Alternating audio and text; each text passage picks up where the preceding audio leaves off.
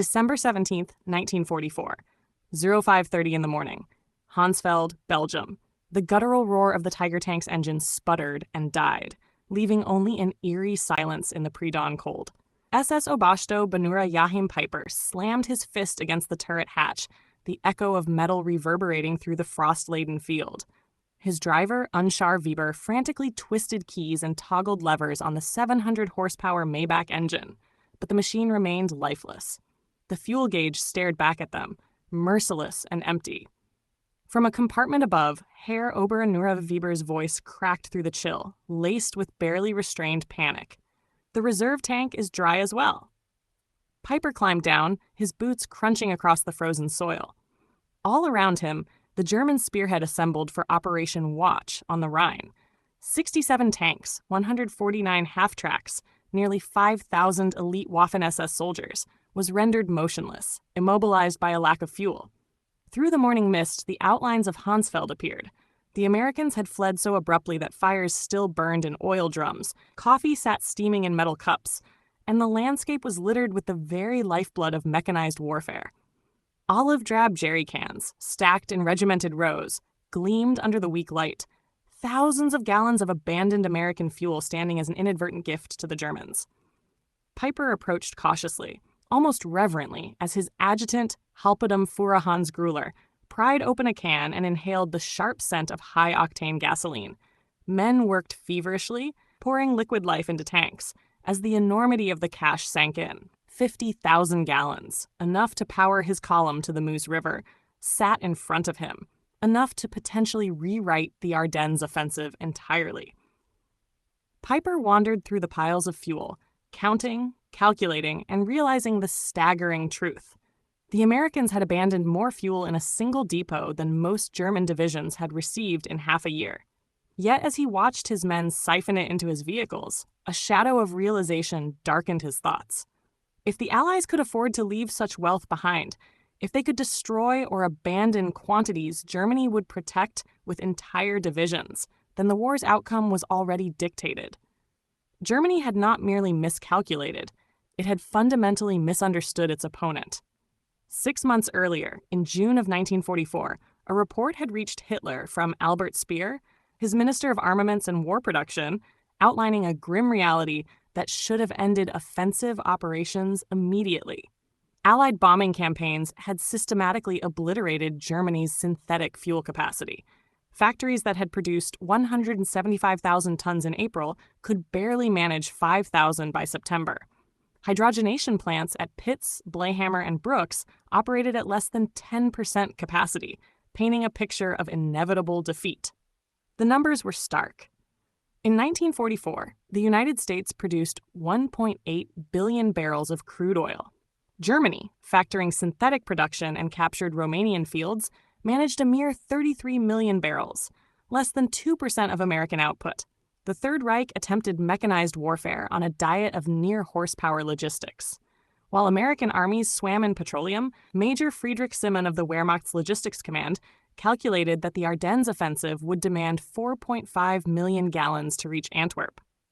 Hitler allocated 5 million, but only half actually arrived due to logistical bottlenecks. German strategy relied entirely on capturing enemy fuel, a gamble revealing weakness disguised as cunning. Meanwhile, the Americans had built an infrastructure of unimaginable scale. The Pluto pipelines under the English Channel, the Red Ball Express trucking system delivering 12,500 tons of supplies daily, a network that fed armies as if by magic. By December, U.S. forces consumed 1.2 million gallons of fuel daily and received 1.4 million, steadily stockpiling reserves even in the midst of combat. Peiper was no naive commander. At 29, he was among the youngest regimental leaders in the Waffen-SS, a holder of the Knight's Cross with oak leaves and swords, hardened on the Eastern Front, where he had learned the cold truth. In modern warfare, fuel was more valuable than ammunition. His column had been designated the Schwerpunkt, the decisive point of the Ardennes assault. On December 14th, during the final briefing at Tondorf, General Sepp Dietrich had been blunt.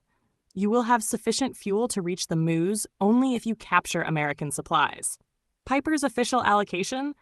31,000 gallons was barely enough for 50 miles, while the target lay 65 away. Failure had been engineered into the plan from the outset. On December 16th, as his column prepared to advance, Peiper issued strict conservation orders. Tanks would proceed in single file. Engines were to be cut during halts exceeding 5 minutes. Securing enemy fuel was paramount, ahead of even tactical objectives. The contrast with American efficiency was immediate. That very morning, Captain James Rose of the U.S. 743rd Tank Battalion, only 20 miles away, recorded in his diary, resupply received, 8,000 gallons, the third delivery that week. Storage tanks were already full. The German artillery barrage that opened Operation Watch on the Rhine at 05:30 on December 16th used more ammunition in 2 hours than the Wehrmacht had deployed in entire operations early in the war. Yet the spectacle masked a critical flaw.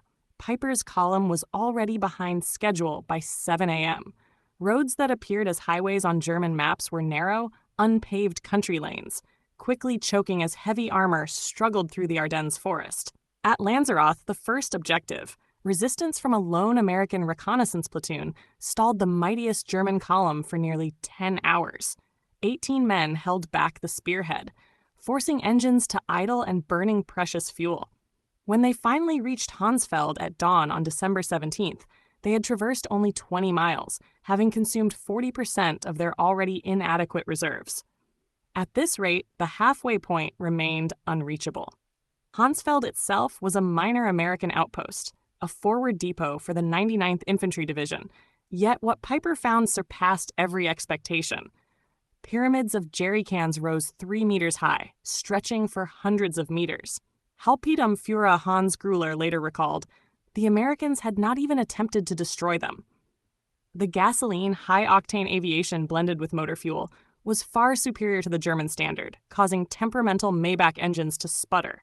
As men refueled, more revelations emerged. Sergeant Wilhelm Hoffman uncovered shipping manifests revealing a 6,000-mile journey. Texas to New York, across the Atlantic to Liverpool, through Normandy to Honsfeld, accomplished in less than 6 weeks. Peiper read the documents twice, then crumpled them, his face pale, fully comprehending the scale of Allied logistics.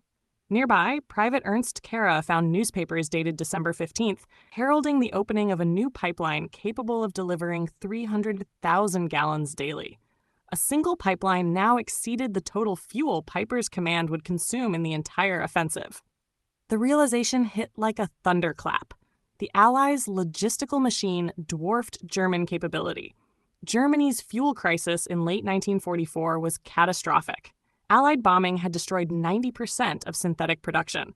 Aircraft grounded, pilot training slashed, naval operations stalled, civilians reverted to horse-drawn plows. Meanwhile, the U.S. produced 67% of the world's oil, with East Texas alone surpassing all of occupied Europe. Standard Oil even experimented with excess byproducts simply due to overabundance. Armed with the captured Honsfeld cache, Peiper's column surged. They secured additional depots, rations, ammunition, and maps showing nearby fuel stockpiles. Yet the maps revealed a chilling reality. Fuel was everywhere. Every major crossroads contained reserves. The U.S. First Army alone maintained 3.5 million gallons in reserve. Even with victories, German forces remained trapped in scarcity. At Lingville, the column committed the Malmedy massacre, killing 84 American prisoners. Fuel desperation dictated these grim choices, as Peiper later claimed he could not spare gasoline for transport. Captain John Brewster of the 291st Engineer Combat Battalion had received advance warning of the German approach. His orders were clear: deny the fuel to the enemy at all costs. The Stavalo depot, with 2,189,000 gallons of gasoline stacked across 15 acres, became a pyre. By 1630, as Peiper's lead tanks arrived, white phosphorus grenades ignited, and a wall of fire shot 100 feet into the sky. Within minutes, the depot was an inferno, burning for 3 days, consuming enough fuel to have propelled Peiper's entire division to Antwerp and back. Unterführer Weber later described the scene. Peiper stood silently atop his tank turret, observing the towering smoke column. After several minutes, he climbed down, disbelief etched into his face. They can afford to burn 2 million gallons to deny it to us. What are we doing here? Across the Ardennes, Americans destroyed fuel preemptively rather than risk its capture. At Tuapan, 1.1 million gallons. At Spar, 2.5 million. Within the first week alone, over 8 million gallons were deliberately consumed, more than Germany had allocated for the entire operation. The scale of American logistics was incomprehensible. The Red Ball Express alone delivered 412,000 tons of supplies using 6,000 trucks around the clock, each consuming 40 gallons daily. Their operations consumed more fuel than German Army Group B received monthly. By December 1944, the Motor Transport Service deployed 230 truck companies on color-coded routes, delivering 20,000 tons of supplies daily, including 3,000 tons of fuel. Colonel James Snyder, Chief Logistics Officer of the First Army, documented daily balances. On December 18th, receipts totaled 1,847,000 gallons, issuance 1,623,000, a net gain of 224,000 gallons. Pipelines amplified the effect.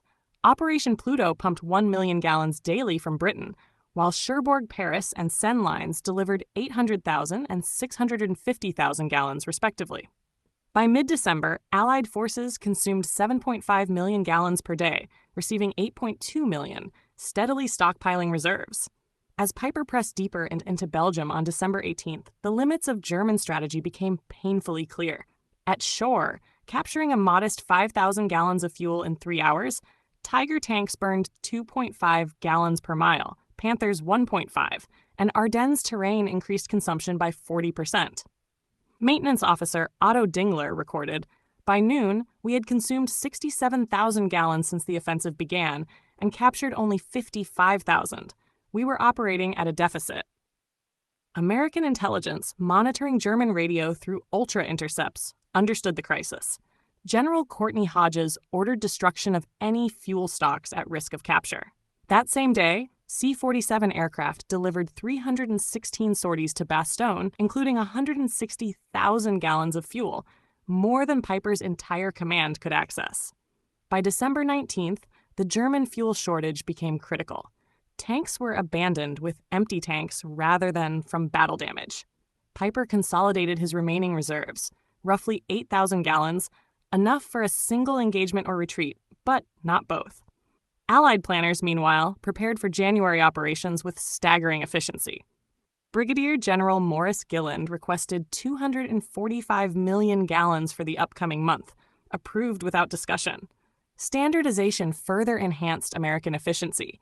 Sherman tanks consumed 0.8 gallons per mile compared to the Tiger's 2.5, and trucks averaged 8 miles per gallon, fully loaded. By contrast, German forces operated a patchwork of captured and domestically produced vehicles, each requiring different fuel and maintenance. French tanks needed oil distinct from German Panthers. Soviet trucks required unique parts. Every complication multiplied logistical strain. On December 20th, a radio message arrived. German fuel convoy destroyed by air attack. No resupply was possible. Peiper convened his commanders. Sturmbannführer Vera Pertka bluntly reported, "Fuel for perhaps 20 kilometers. The Meuse is 30 kilometers away." H.T. Murat-Gruller later testified that Peiper remarked, "Gentlemen, we have discovered an enemy who burns more fuel to deny it to us than we received for the entire operation. What we captured at Honsfeld, miraculous as it seemed, was nothing to them. We cannot win." The realization rippled across German command.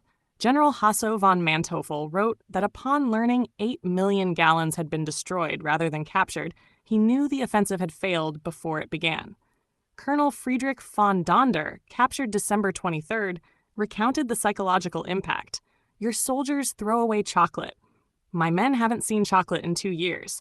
You burn millions. We measure by the liter. How can we fight such abundance?"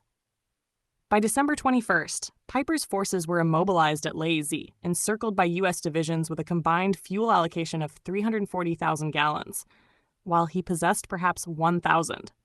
Private Richard McKinney wrote home, "Germans surrounded, ran out of gas. We joke we use more fuel heating coffee than they have for tanks."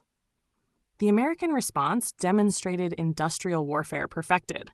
Patton's Third Army, for instance, redeployed requiring 350,000 gallons in 3 days, an achievement impossible by German standards. On December 23rd, clear skies enabled 2,000 Allied air sorties, each consuming fuel at rates that would have grounded the Luftwaffe for weeks. P-47s burned 300 gallons per hour, B-26 200. One day's operations exceeded Germany's total offensive allocation. By the night of December 23rd to 24th, Peiper abandoned all vehicles, escaping on foot. Of 119 tanks and assault guns that began the offensive, only 39 remained operational, yet immobilized. The remaining vehicles were destroyed with the last ammunition. Oberreiter Heinzgols described the scene. "We drained the final 200 gallons. The Oberscharführer personally destroyed his command tank. Millions of Reichsmarks lost over empty fuel tanks."